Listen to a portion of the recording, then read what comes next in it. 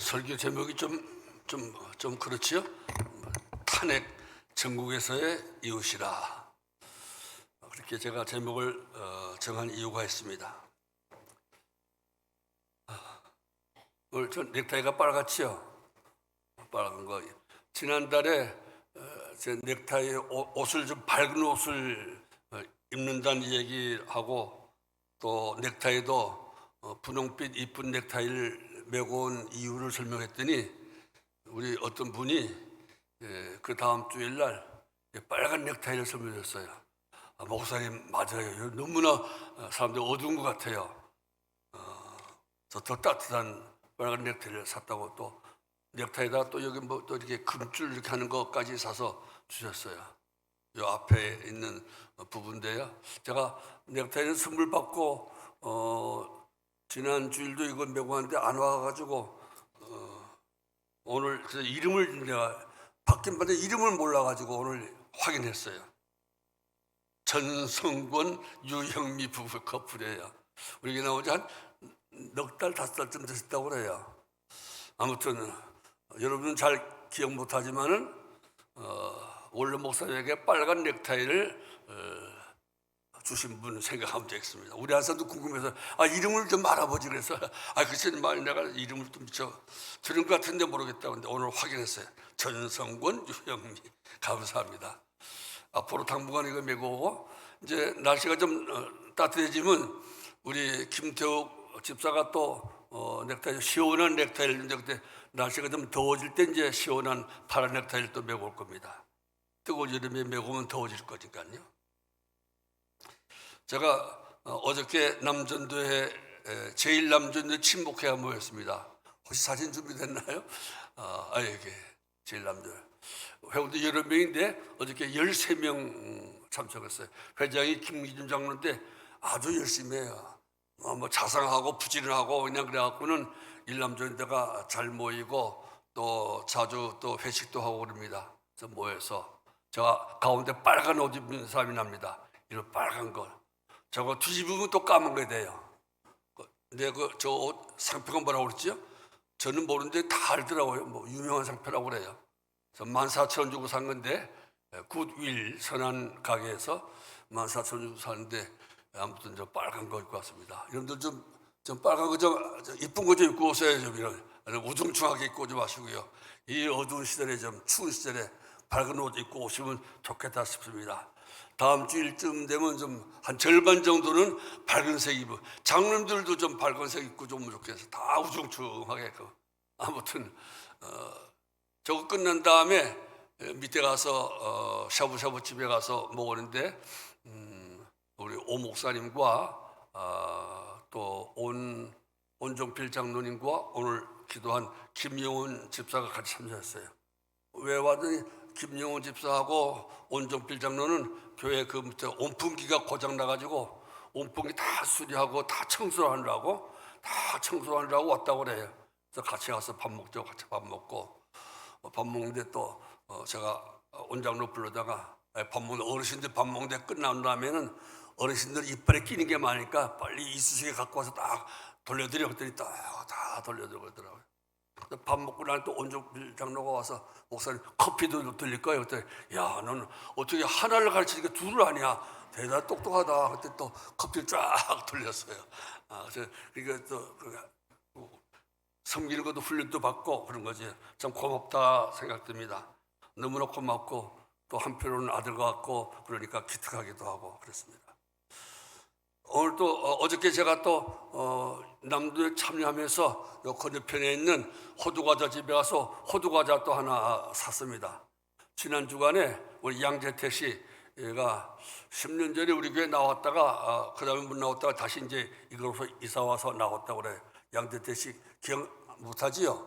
저기 가운데 아주 얼굴이 사진 찍으면 잘 나올 것 같은, 사진빨 잘 받을 것 같은 양재태 씨가 나와서 금년에 금년에는 우리 교회 새로 나온 사람 전부 다 그 다음 주일날 호두과자, 천연 호두과자를 한 박스, 그 팥으로 된 거 10개, 또 그 뭐죠? 또 치즈 된 거 10개 해서 20개 든 건데요. 그 14,000원에 15,000원인가 4,000원 그래서 금년에는 우리 교회 처음 나온 사람 누구든지 간에 다 내가 호두 과자를 주리라고 제가 결심했기 때문에 지금 나눠준 겁니다. 호두 과자 오늘 준비해서 드렸어요. 어저께 샀기 때 식어가지고 좀 따뜻한 거 못 먹게 됐어요. 아무튼 그렇게 합니다. 또 지난 주일날 지난 주일도 그렇고 이번 주일도 그렇고 이번 주 보니까 또 생일 당한 사람이 없어가지고 또 정신밥 먹는데 고기가 없겠구나 생각하니까 괜히 밥맛이 떨어진 것 같아요. 그래도 고기가 있어야 그래도 잘 넘어가는데 오늘 고기 없어 뭐 하려나. 그 고기 반찬을 하려면요 돼지고기를 하면 되는데 40만 원이면 우리 교회들 다 점심 때 고기 반찬 먹을 수 있습니다. 저는 6월 22일 날 써놨습니다. 6월 21일이 저희 결혼 기념일인데 금년에 이제 56주년 됐네요. 56주년 기념일 날 저는 내가 은퇴하기 전에는 내 생일, 우리 한 사람 생일, 결혼 기념일 1년에 3번씩 식사 대접을 제가 했는데 은퇴한다면 돈이 없으니까 합해가지고 우리 결혼 기념일 날 하죠. 결혼 기념일 6월 달은 우리 집에서 식사 대접합니다. 식사 대접하는 게 아니고 고기 40만 원 내면 고기 반찬 먹을 수 있으니까 개구리 반찬 아니고 고기 반찬 어디입니까? 여러분들 다 결혼하신 분들 결혼 후에 하지 않는다면은 다 저 식당에다 쓰세요. 자기 기념일 날 식사 대접 딱 쓰시기 바랍니다. 결혼한 거 후회한 사람 쓰지 마시고요. 거기 안 쓴 사람은 결혼을 후회하는구나 하고 제가 인정할 겁니다. 그렇게 하시고 결혼을 축복으로 생각하는 사람 다 오늘 점심 먹을 때 고기 반찬 못 먹으니까 내가 내 결혼 기념일만은 내가 고기 반찬을 대접하겠다 하는 마음으로 다 오늘 다 써서 빽빽 다 채우시기 바랍니다. 6월 20일 날은 제가 맡았으니까 쓰지 마시고요. 작년에가 재정가는 건 누가 또 양보해서 제가 양보했었는데 다른 날로 금년에는 제가 먼저 써서 양보 안 합니다. 그래가지고 매주일날 좀 고기 반찬 좀 먹도록 좀 신경 써주시면 좋겠습니다. 아이고 뭐 목사님은 원래 목사님 자꾸 설교는 하시지 저런 말만 한다는데 이게 뭐 늙은 목사의 또 재미 아닙니까? 또 이런 말만 하고 우리 오 목사 이런 말하면 좀 뭐 하지만은 뭐 머리 허연 목사야 이런 말도 그렇지 않으니까요. 아무튼 그렇게 하시고 힘내면 좋겠습니다.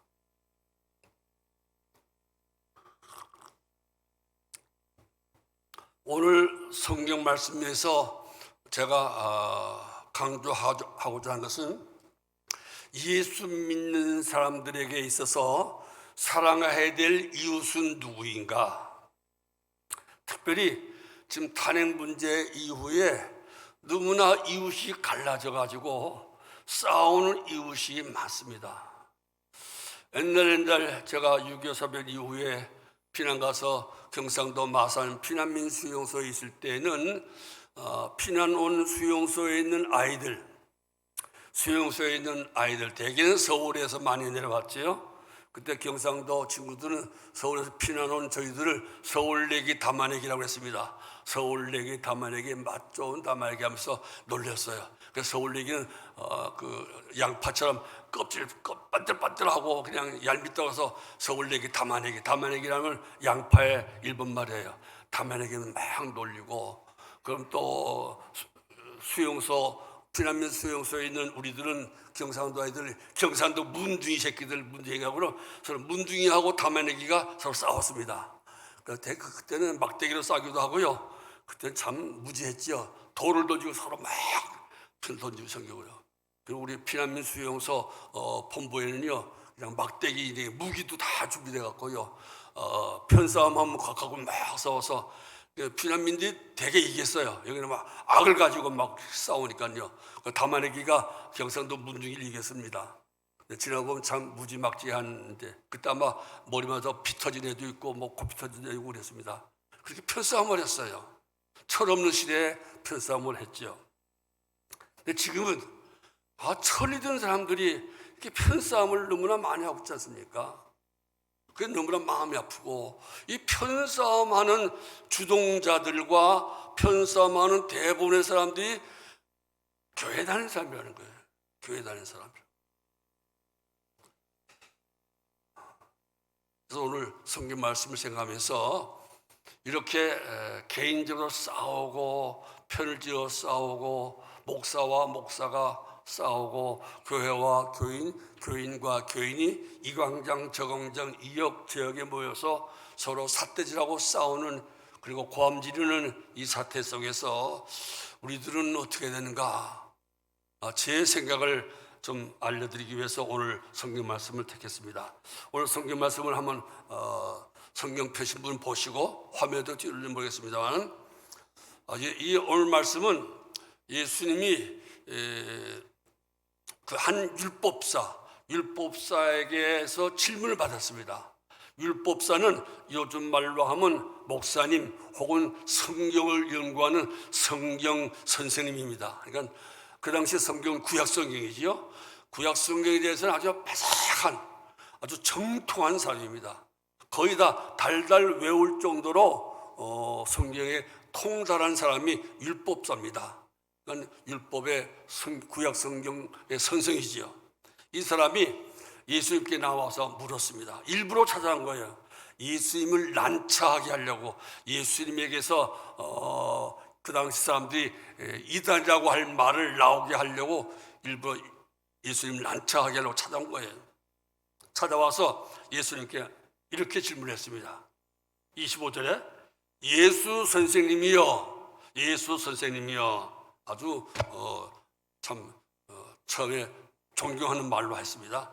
내가 무엇을 하여야 영생을 얻으리까? 내가 무엇을 하여야 영생을 얻으리까? 질문도 아주 고상하잖아요.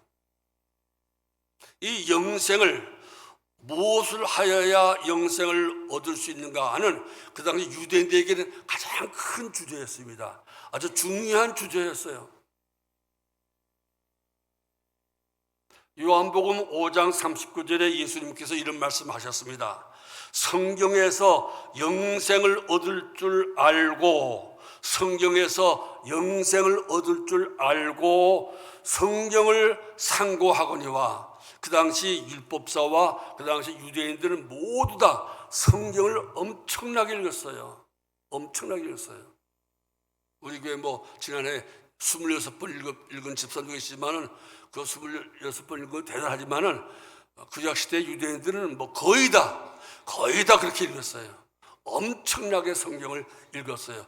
읽은 정도 아니고 생각했어요. 근데 예수님께서 이렇게 말씀했어요. 상고하거니와 이 성경에서 영생을 얻을 줄 알고 성경을 상고하거니와. 그 당시 유대인들이 성경을 읽고 생각할 때는 영생을 얻으려고요. 영생을 얻으려고 성경을 상고했어요. 성경을 읽고 상고해야 영생을 얻는다고 생각했고, 또 성경을 봐야 영생 얻는 길, 영생 얻는 방법을 찾을 수 있다고 생각해서 그렇게 성경을 읽었어요. 성경 읽을 때 가장 중요한 주제 가운데 하나가 영생 얻는 길이에요. 영생 얻는 길.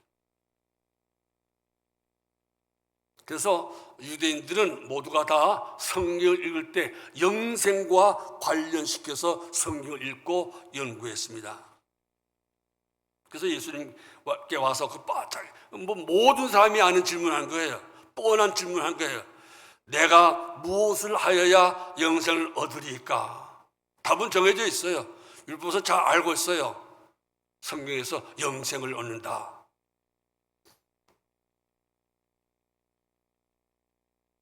그래서 예수님께서 무슨 대답을 하는가? 사실 틀린 대답을 유도하려고 이 질문을 한 거예요.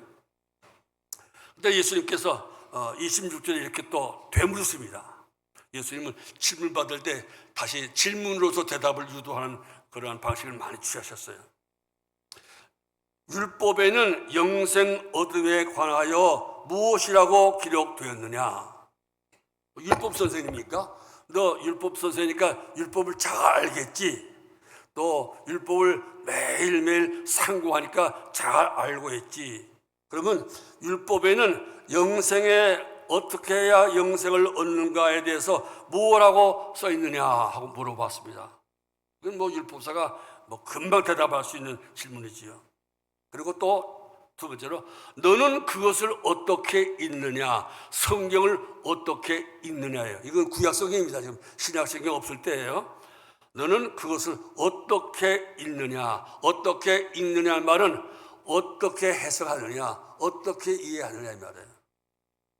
성경에 뭐라고 되어 있느냐, 그리고 그 성경을 어떻게 이해하고 있느냐, 이렇게 물어보신 거예요. 성경에 무엇라고 기록되어 있는가를 아는 것도 중요하지만은 그것을 그 의미가 무엇인가를 아는가가 더 중요합니다. 성경 읽는 분들은 그걸 염두에 두고 읽으시기 바랍니다.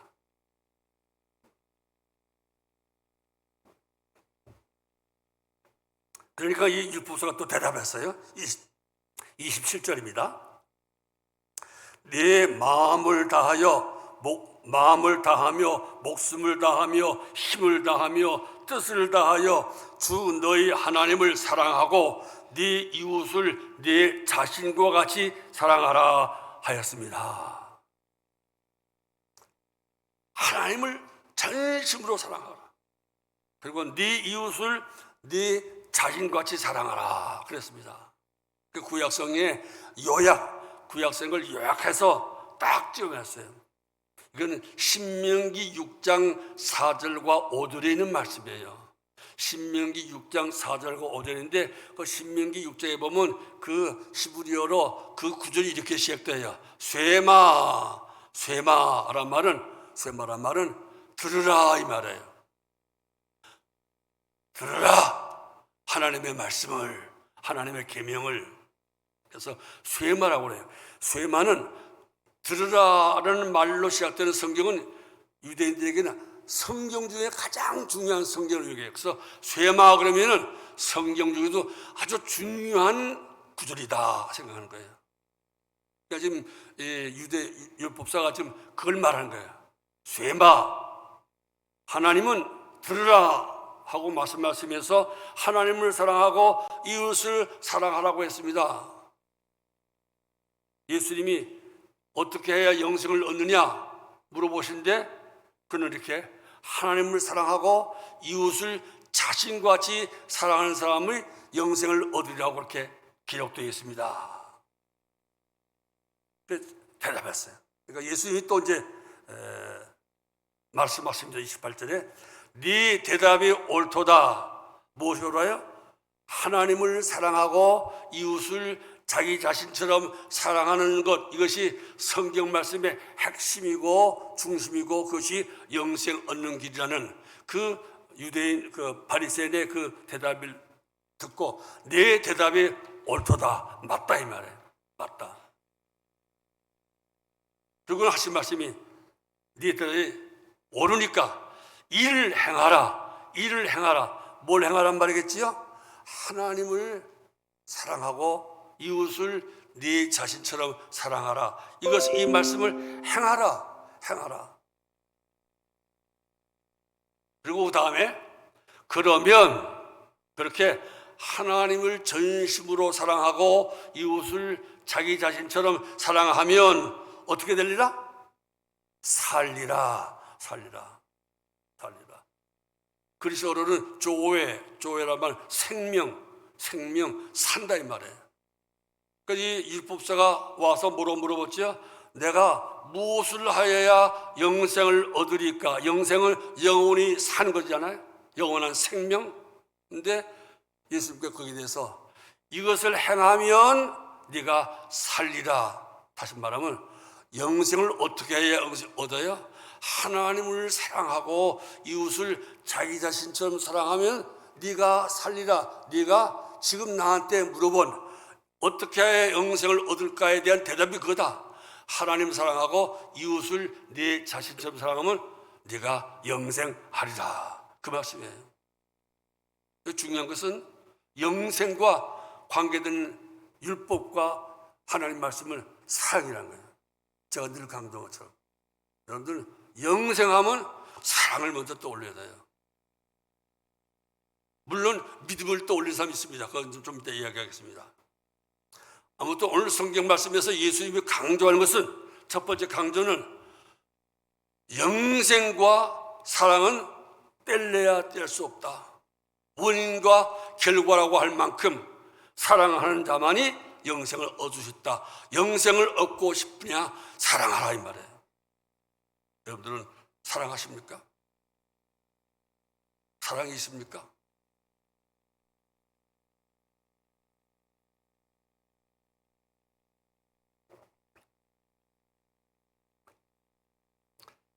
이제 설교 끊은 다음에 불을 이제 특송 가운데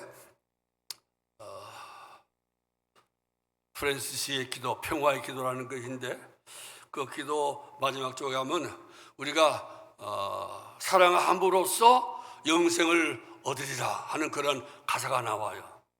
사랑을 행함으로써 영생을 얻으리라. 바로 오늘 누가복음에 이 성경에 기록한 노래가 그겁니다. 근데 우리 장로기 목사, 저도 한 10여 년 전, 한 20년 전에 그 노래가 사랑함으로써 영생을 얻는다 이 말이 우리 전통적인 장로교 교리에 조금 어긋나 보여요. 우리 장로교에서는 전통적으로 오직 믿음으로 말미암아 구원을 얻으리라, 오직 믿음으로 말미암아 의롭다함을 입으리라, 그 말을 연결시켜서 오직 믿음으로 의롭다함을 받고 오직 믿음으로 구원받는단 말은 결과적으로는 오직 믿음으로 영생을 얻는단 말이다. 그래서 믿음과 영생을 연결시키게 되는데 오늘 성경 말씀은 예수님께서 사랑과 영생을 연결시키는 거예요.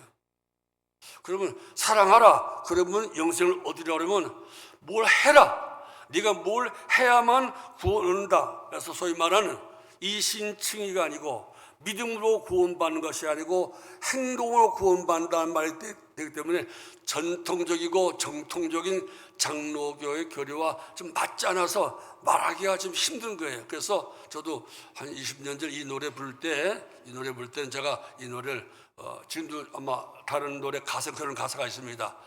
사랑함으로써 구원받는 것이 아니고 믿음으로써 구원받는다고 하고 가사부를 고쳤을 거야. 아마 끝난 다음에 아까 연습할 때 보니까 스마트폰을 보니까 거기는 사랑으로 영생을 얻음이니 안 하고 말씀을 믿음으로 영생을 얻음 그렇게 나왔던 것 같아요. 좀 더 한번 불러보자, 들어보자 한번요. 근데 원래는 오늘 성경 말씀 예수님의 요지는 그거예요. 사랑함으로써 네가 살리라 이 말이에요. 오늘 제가 강조한 것은요, 믿는 자가 의롭다함 받고 구원받는다면 부정한 것이 아니고 잊지 말 것은 영생과 사랑은 뗄래야 뗄 수 없는 관계가 있다. 그걸 여러분들에게 좀 기억시키기 위해서 강조 다시 한번 겁니다. 이를 행하면 네가 영생을 얻으리라. 그러니까 율법사가 또 물어봤어요. 예수님, 그렇다면 이웃이 누굽니까? 이웃을 자신같이 사랑하라, 사랑해야 영생을 얻는다고 지금 방금 말씀하셨는데 예수님 맞죠? 이웃을 자기 자신처럼 사랑하면 영생을 얻는다고 말씀한 건 맞죠? 그러면 그 이웃이 누굽니까? 내가 사랑해야 될 이웃, 영생을 얻기 위해서 사랑해야 될 이웃이 누굽니까? 물어보는 거예요. 트집을 잡으려고. 예수님 입에서 그 당시 전통적인 유대인들과 모든 율법사들에게 유대인에게서 이웃은 누군가 하면은 오직 같은 조상을 갖고 같은 혈통을 가진 유대인들만이 유대인들의 이웃이에요. 무슨 말씀이 이해돼요? 그리고 거기 하나 더 추가하면은 유대인이 아닌데 외국 사람인데 유대인과 결혼해가지고 또 결혼하려고 남자는 할례 받고 여자는 신앙 고백하고 유대인으로 귀화한 사람, 유대인으로 아주 호족을 바꾸고 국적을 바꾼 사람, 그 사람들 순수 혈통의 유대인과 귀화한 요즘 말하면 세례를 받고 기독교가 입교한다 한 그 사람들만 유대인들에게는 살아야 될 이웃인 거예요. 이해가 되는지 모르겠어요. 그 나머지는 이웃이 아니에요. 지금 현재 이스라엘 민족은 전 세계적으로 약 1,500만 명이 살고 있다고 해요. 1,500만 명. 그 1,500만 명 이스라엘 사람들은 거기는 순수 혈통의 이스라엘 유대인과 아까 말한 귀화한 할례받고 귀화한 유대들 포함해서 1,500만 명 정도가 살고 있어요. 그러니까 그 당시 유대인과 바리새인들은 예수님이 네 이웃을 사랑하라 할 때 그 이웃은 모두 몇 명 정도 되는 거예요? 수사람은 1,500만 명 정도가 살아야 될 이웃이고요. 나머지는 사랑 안 해도 괜찮아요. 나머지는 사랑 안 해도 영생 얻는 거 관계없어요. 영생 얻으려면 1,500만 명 되는 우리 유다민족만 사랑하는 합격. 그렇게 이해하고 그렇게 믿고 있었던 것이에요. 이해가 좀 돼요? 이거 이해해야 되는데 어떻게 눈이 개슴츠레해가지고 어떻게 너무 엄청 세나? 이해 안 좋았습니다. 이거 중요한, 제가 오늘 설교의 중요한 포인트예요. 그래서 지금 예수님은 뭐라고 대답하는가? 예수님 아무래도 전통적인 유대인이 이웃이 누군가가 좀 다른 말을 할 것 같아요. 다른 말을 하기를 바라는 거예요. 다른 말을 하면 어떻게 하려고? 트집잡으라고. 봐라, 이 예수 이단이다. 이웃이 우리 유대인만 아니고 다른 사람들도 이웃이라고 한다. 이건 이단이다. 그렇게 몰아가기 위해서, 유도하기 위해서 물어보는 거죠. 그래서 예수님께서 내 이웃이 누굽니까? 하고 물어보니까 예수님께서 아주 직설적으로 유대인도 이웃이고 온 전 세계 사람이 다 유대인 이렇게 말씀하지 않고 유대인이 이웃이 누군가 가르쳐줘서 이야기할 때 그것이 소위 말하는 선한 사마리아인의 비유예요. 선한 사마리아의 비유는 다 이야기할 게 너무 유명한 말이기 때문에 다 설명하지 않겠습니다. 결론적으로 그 같은 유대인이 강도들 만나서 다 죽게 되는데 그 강도를 만나서 다 죽게 된 사람이 쓰러져 있는데 같은 유대인 가운데도 지도자인 제사장, 대표적인 최상급, 최고급, 최상급의 유대인은 제사장과 율법 선생들을 보고 피해갔어요. 귀찮으니까. 또 그 돌보다가 또 나도 강도 만나면 어떻게 되겠는가. 또 도와주다가 또 내가 덤터기를 씹으면 어떨까 싶어서 그냥 보고 피해서 도망갔다 이 말이에요.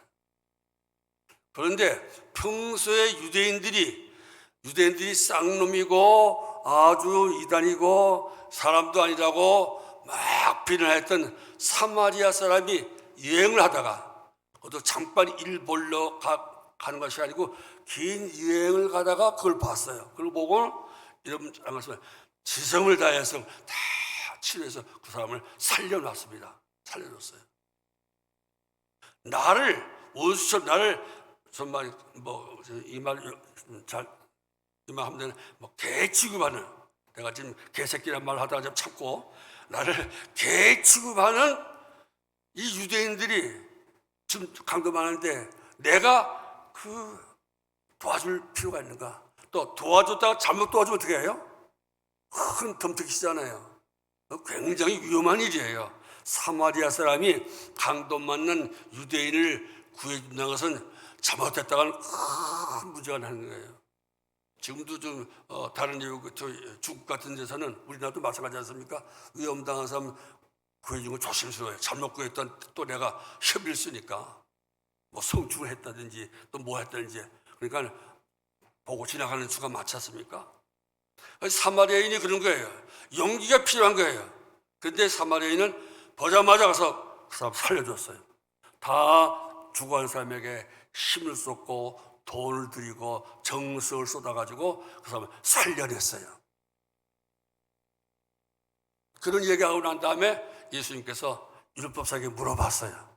쉬운 질문이죠. 자, 이렇게 내가 얘기했는데 이 강도를 만난 걸 보고도 피해간 제사장과 율법사와 사마리아 사람인데 이 세 사람 가운데 누가 강도 만난 사람의 이웃, 다시 말하면 내가 사랑해야 될 이웃이라고 생각하느냐 하고 말해보니까 이 율법사가 우리 같은 뭐라고 했어요?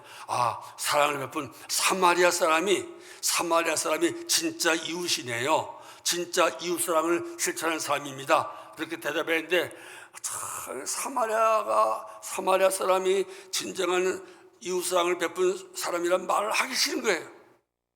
자기들 무시하고 멸시하는 사마리아인이야말로 진정한 하나님의 사랑을 베푼 사람이라는 말을 하기 싫은 거예요. 그래서 사마리아라는 말은 빼고 뭐라고 만들어서 자비를 베푼 자입니다. 자비를 베푼 자입니다. 그래서 이제 이야기가 끝나요.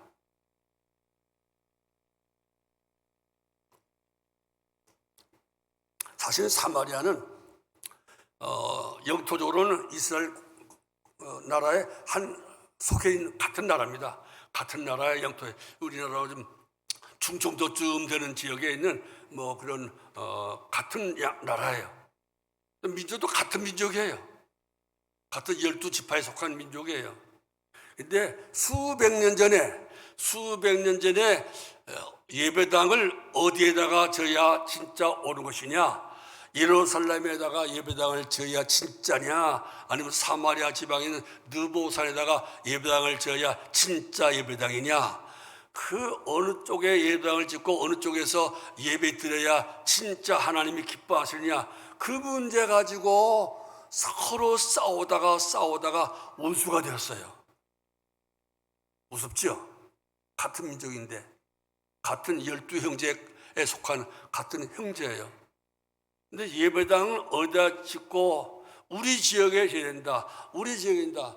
예배당을 우리 지역에 져야 하나님이 기뻐한다. 그 문제 가지고 싸우다 보니까 이렇게 원수가 된 거예요. 사마리아 사람 한 번이 그냥 원수가 된 거예요. 멸시와 천대를 당하게 거예요. 참 우스운 일이에요. 그래서 한 사랑해야 될 형제인데 원수가 되었다 이 말입니다. 오늘 선한 사마리아 사람의 비유에서 오늘 제가 강조하고자 하는 것은 영생과 사랑은 뗄래야 뗄 수가 없다. 그걸 강조하고 싶은 거예요. 오직 믿음으로 의롭다함을 받는다. 오직 믿음으로 우리가 구원받는다. 성경에 많이 있는 말이에요. 사랑으로 구원받는다. 사랑하는 자가 영생을 얻는단 말하면 뭔가 장로교적인 전통적인 교리에 맞지 않은 것처럼 느껴지지만 그렇지 않습니다. 분명히 예수님께서는 사랑하면, 특별히 네 이웃을 진정으로 사랑하는 자는 분명하게 영생을 얻은 것이다. 이웃사랑과 영생을 뗄래야 뗄 수 없는 관계로 말씀하셨어요. 이건 분명한 거예요. 이것을 좀 꼭 새기면 좋겠어요. 그럼 믿음으로 의롭다함 받고 믿음으로 구원받는다는 말은 무슨 말이냐? 같은 말이에요. 거기에 대한 대답을 얻으려면 야고보서에 가보면 합니다. 야고보서 2장에 가면 이런 말씀이 있어요. 야고보서 2장 8절 9절 보면 이런 말씀이 있어요. 네 이웃을 사랑하라 하는 이 명령이 성경에서 최고의 법이다. 최고의 법이다. 그리고 한 다음에 네가 네 이웃을 또 세상에서 천대받는 사람 중에 사마리아 사람도 들어갑니다.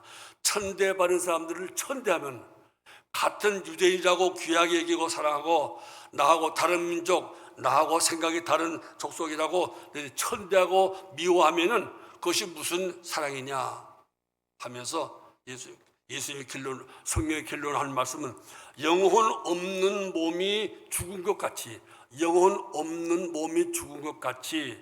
행함이 없는 믿음은 죽은 것이라. 행함이 없는 믿음은 죽은 것이라. 그러니까 행함이 없는 믿음으로 구원받기 위해서 구원받지 못하겠어. 못 받는 거예요. 죽은 믿음이니까. 행함이 없는 믿음으로 영생 얻을 수 있습니까? 없습니까? 없는 거예요. 죽은 믿음으로 어떻게 구원받아요? 영생 얻었어요. 그럼 살아있는 믿음 무엇인가? 살아있는 믿음, 행함 있는 믿음 무엇인가? 천민이라도 모든 사람이 무시하는 모든 이웃을 다 사랑하는 그 사람이야말로 진짜 믿음이다. 야고보서의 중요한 내용은 믿음은 행함이 있어야 된다. 행함이 없는 믿음은 죽은 믿음이다. 믿음이 있다면 반드시 사랑할 것이다. 믿음이 있느냐? 네가 이웃을 사랑함으로 네 믿음이 진짜 믿음인 것을 증거하라. 이거 말이에요. 이웃을 사랑하지 않고 미워하는 사람, 이웃을 사랑하지 않고 천대하는 사람의 그 믿음은 나는 믿을 수 없다 이 말이에요. 그것이 야고보서의 주제예요. 오늘 우리에게 큰 경각심을 주는 말씀입니다. 오늘 성경에서 예수님께서는 우리의 이웃의 범위를 넓히라는 거예요. 내 이웃이 누구냐? 바리새인 너희들, 유대인들 너희들은 너희 유대인 1,500만 명이 하나님이 사랑하라고 명령한 네 이웃이라고 알고 믿는데 그거 잘못되었다 이 말이에요. 네 이웃은 예수님 말씀하는 것처럼 땅끝까지 나가서 모든 족속에게, 예수님이 마지막 하신 말씀 무엇입니까? 칭찬하시면서 땅끝까지 이르러 모든 민족에게 복음을 전하라.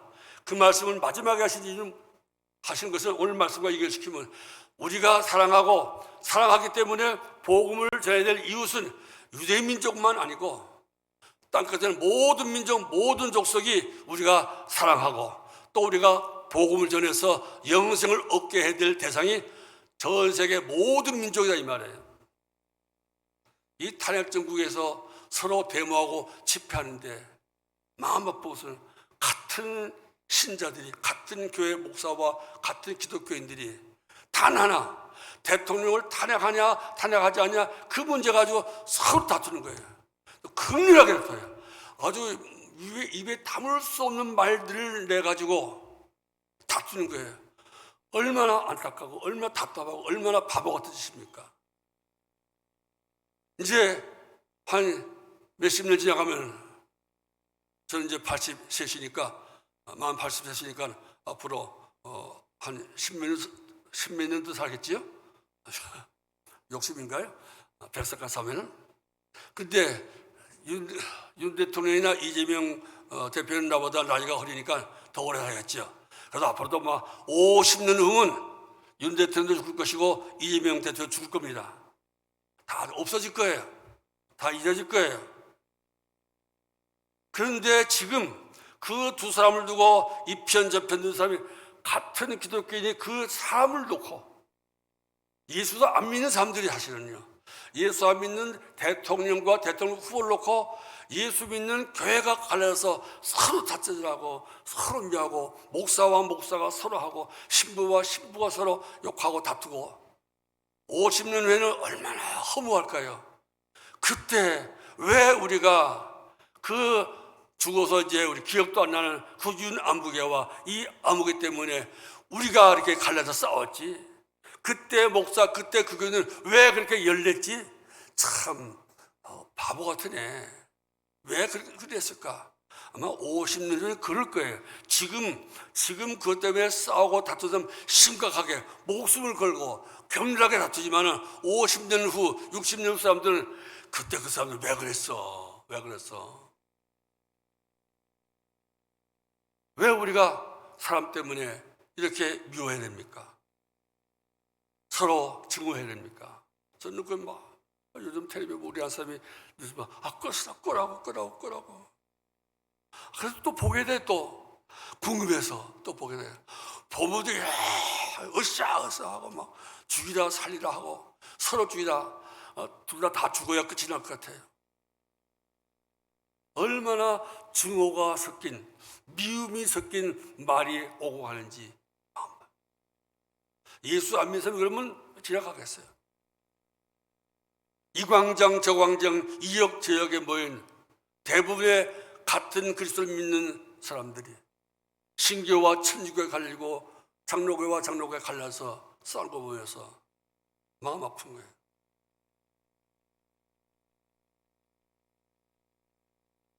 또 그런가 하면은 서로 싸울 때 또 주제가 또 있어요.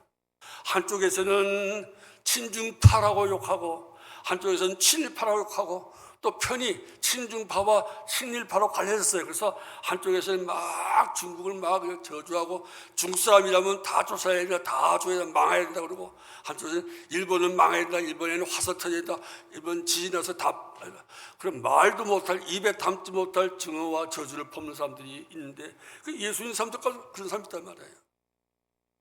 속이 터지 안 터져요? 부끄러워 안 부끄러워요?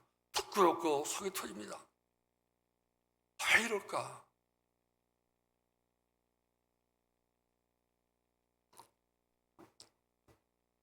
예수님은 땅끝까지 나가서 모든 민족에게 복음을 전하고 영생 얻게 하라.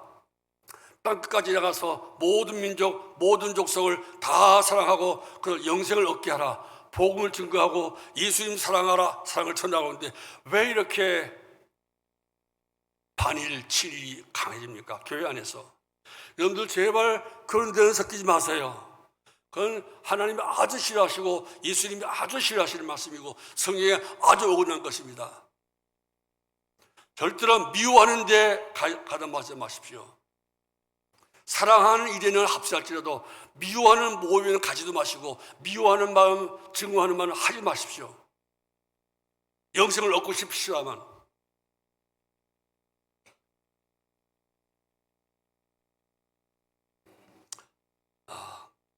그래서 저는 제가 여행을 좋아하는데 한번 사진 좀 찍을 수 있나요? 마지막에 이제 결론으로 해서. 박성호 씨 사진 아직 안 찍었구나. 신경수 집사 사진, 지도 사진 좀 찍어줘봐. 제가 하도 답답해서 이거는 지금 사도 바울이 유대인에게만 전도했던 그 고리타분한 유대인들의 그 사상에 벗어난 분이 사도 바울은 정말 하나님의 뜻이, 예수님 뜻이 땅끝까지 가서 모든 민족을 사랑하는 그 말씀을 실천하기 위해서 전도한 사람이 사도 바울인데 4번에 걸쳐서 아시아와 유럽을 다 걸어서 또 배 타고 마차 타고 다니면서 전도했어요. 1차, 2차 때 저렇게 여행했어요. 또 3차, 4차 때 약 5,000km를 여행하면서 복음을 전했어요. 유대인의 조그마한 유대 벗어나서 모든 민족에게 영생을 얻게 하려고 복음을 저렇게 멀리 걸어 다녔어요. 정말 사도 바울이야말로 예수의 말씀을 잘 이해하고 잘 실천한 아주 귀한 분입니다. 그 유대인의 예루살렘에서 벗어났을 때 우리가 이제 마음을 넓혀야 돼요. 그다음 제가 이거 내가 국내에서 도보여행한 지도입니다. 순지 걸어서만 다녔습니다. 한 번 나가서 500km 이상 걷고 돌아온 것만 해도 10번입니다. 한 번은 한 500km 걷고 돌아온 거 10번만 돌아왔어요. 그러니까 장기 도보여행 한 5,000km. 나머지 이제 낙동강, 한강, 섬진강, 금강, 또 독도 돌고 연평도 돌고 울릉도 돌고 제주도 돌고 한 바퀴 다 동국까지 하면 전국에 내가 걸어다닌 것만 순위 걸어다닌 것만 한 8,000km, 우리나라 안에서만 한 8,000km 걸어다녔습니다. 또 외국에 가서도 많이 걸었습니다. 그러면서 제가 지금 꿈이 하나 있어요. 우리 한 사람에게 말했다가 또 야도 말 못해 오늘 내가 공개합니다. 너무나 몇 년 사이에 막 친일, 반일, 반중 정서가 너무나 강해가지고 그러니까 이 중국 가면 중국 사람들도 한국을 이렇게 우리 미워한다면서 우리 싫어한다면서 중국인 사람들도 한국이 중국을 이렇게 미워하고 싫어한다는 말 듣고 그 대항을 해서 한국을 싫어하는 사람들이 많아지고 있어요. 점점 증오가 맞부지가 점점 가져갔어요. 제가 일본은 제가 한두 번 잠깐 우리 딸 아이들 낳았을 때 해산 돌보려고 며칠 갔다 오기 때문에 일본 제가 모르겠어요. 일본도 그러다가 일본에 있는 목사님 말 들으면 일본도 그렇다고 그래요. 자꾸 한국에서 막 반일 친일 분자 하니까 일본에서 반발적으로 그럼 우리도 한국 미워할래 하면서 일본에서 또 친한주의자는 다 물러가라 하고 막 친한주의자를 막 구타하고 욕하고 뭐라는 운동이 일본에서 우리가 반중하니까 중국에서도 반한 우리가 반하면 일본에서도 반한 서로 미움이 잠깐만 미우사요.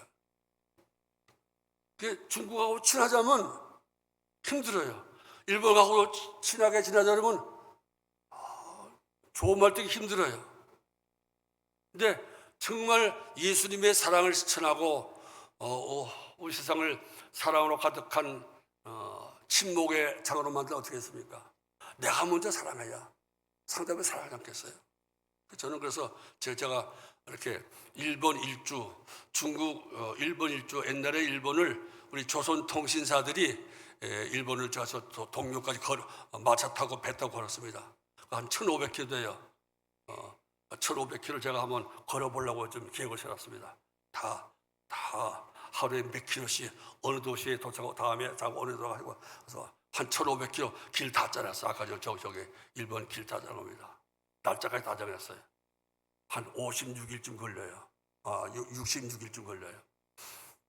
해놓고 출발 못한 것은 일본이 너무나 물가가 비싸가지고 비싸죠. 아주 출발 좀 누가 좀 도움 받아서 어디 한일 친선협회 가서 좀 도움 받아가지고 하든지 아니면 유튜브를 찍어가지고 한번 또 후원 받든지 해서 걸어보려고 좀 준비하고 미쳤지요. 그리고 그다음에 중국 또 한 북경까지 옛날 열하일기 연암 박지원 선생이 열하일기에 기록한 중국 북경 탐방기 거기서 한 1,500km 돼요. 걸어서 공평하게 갑니다. 그래서 제가 배낭 뒤에다가 한중 친선 도모 도보여행 또 도보여행 뒤에다가 한일 친선 도모 일본 종주 도보여행 써붙이고 그리고 걸어가려고 그래요. 매일 그러면서 사람 만나서 한국 사람들 일본 사는 사람 많다. 일본과 한국은 이웃이다. 서로 사랑해야 된다. 중국 사랑하는 사람 많다. 한국에 중국 모임이 많고 중국 사람 좋아하는 거 많다. 서로 조금이라도 나 한 사람이라도 한중 친선 한일 친선 이바지에서 좀 뭔가 좀 내가 한다고 해서 누가 그렇게 야단하겠습니까만은 적어도 우리 교인만이라도 아이고 우리 누구 목사가 우리 교인들에게 중국하고도 친하고 일본하고 친하게 하자는 그가 보여주려고 저렇게 고생하시네 하고 우리 교인들만이라도 이제부터 중국 욕하지 말고 일본 욕하지 말자. 우리 교인만이라도 중국과 친하게 지내고 일본과 친하게 지내자. 그걸 깨달을 수 있으면 제가 생고생을 해도 발톱이 10개 다 빠져도 괜찮을 거예요. 그렇게 하면 또 발톱 몇 개 빠지겠지요. 발톱 빠지게 문제입니까? 오늘 결론입니다. 이 탄핵정국에 편을 갈라서 서로 증오하고 미움을 부추기는 이런 세대 속에서 중심을 잡아야 될 사람이 필요합니다. 하나님은 말씀했습니다. 좌로나 우로나 치우치지 말라. 좌로나 우로나 치우치지 말라. 지금은 좌로 치우치든지 우로 치우쳐야 됩니다. 아무도 치우치면 양쪽에서 욕먹고 양쪽에서 미움만 실어들어서 좌로나 우로나 치우치지 않는 목사가 되고 교인들에게 정말 힘든 시간이 되었습니다. 제가 요즘 그래서 마음이 힘듦을 느껴요. 좌로 치우쳐 달라는 같은 목사님과 후배와 제자들 아니에요. 우리 우편에 와서 함께 해주세요 하는 친구들과 목사들과 제자들과 그런 분들 가운데 이렇게 양쪽에서 욕을 먹어요. 양쪽에서. 우리는 어느 쪽에서 치우치는 사람 뭐라고 합니까? 우리는 박쥐 같다고 그래요. 박쥐 같아서. 박쥐 같은 목사가 되었어요. 저는 이 시대는 박쥐 같은 사람이 많으면 좋겠다 싶어요. 사랑하는 성도 여러분들, 이 어려운 탄핵 시국에 미움과 증오가 점점 팽배해서 서로 원수를 맺는 시대에 우리가 중심을 잡고 좌로나 우로나 치우치 않고 우회에 있는 사람도 사랑하고 좌에 있는 사람도 사랑하고 또 일본과 중국 전 세계 모든 민족 모든 족속에게 하나님의 사랑을 증거하는 그 사명 잘 감당하리라 다짐하시고 그 위치를 잘 지켜주시기를 진심으로 고민하고 또 기원하는 바입니다. 기도하겠습니다.